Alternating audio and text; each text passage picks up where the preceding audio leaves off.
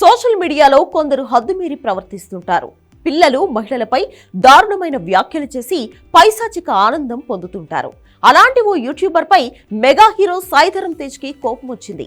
అలాంటి వారిపై చర్యలు తీసుకోవాలంటూ తెలుగు రాష్ట్రాల సీఎంలను కోరాడు. ప్రణీత్ హనుమంతు అనే ఒక యూట్యూబర్ తన ఫ్రెండ్స్ తో కలిసి లైవ్ లో మాట్లాడుతూ ఒక పసిపాప తన తండ్రితో ఉన్న వీడియోపై దారుణ వ్యాఖ్యలు చేశాడు.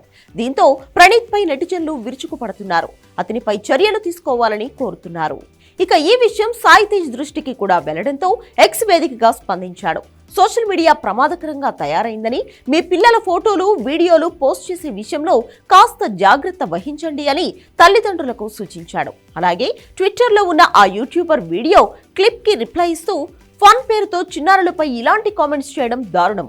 చిన్నారుల భద్రత గురించి ఆలోచించాలి. భవిష్యత్తులో ఇటువంటి ఘటనలు జరగకుండా తగిన చర్యలు తీసుకోవాలి అంటూ తెలుగు రాష్ట్ర ప్రభుత్వాలకు విజ్ఞప్తి చేశాడు. Telangana CM Revanth Reddy, deputy CM Bhatti Vikramarka, Andhra Pradesh CM Chandrababu, deputy CM Pawan Kalyan, minister Nara Lokesh లను ట్యాగ్ చేశాడు. సాయి తేజ్ తో పాటు మంచు మనోజ్, నెటిజన్లు కూడా గొంతు కలుపుతున్నారు. పి హనుమంతు, నిన్ను వదిలే ప్రసక్తి లేదు, అమ్మ తోడు అంటూ వార్నింగ్ ఇచ్చాడు మంచు మనోజ్.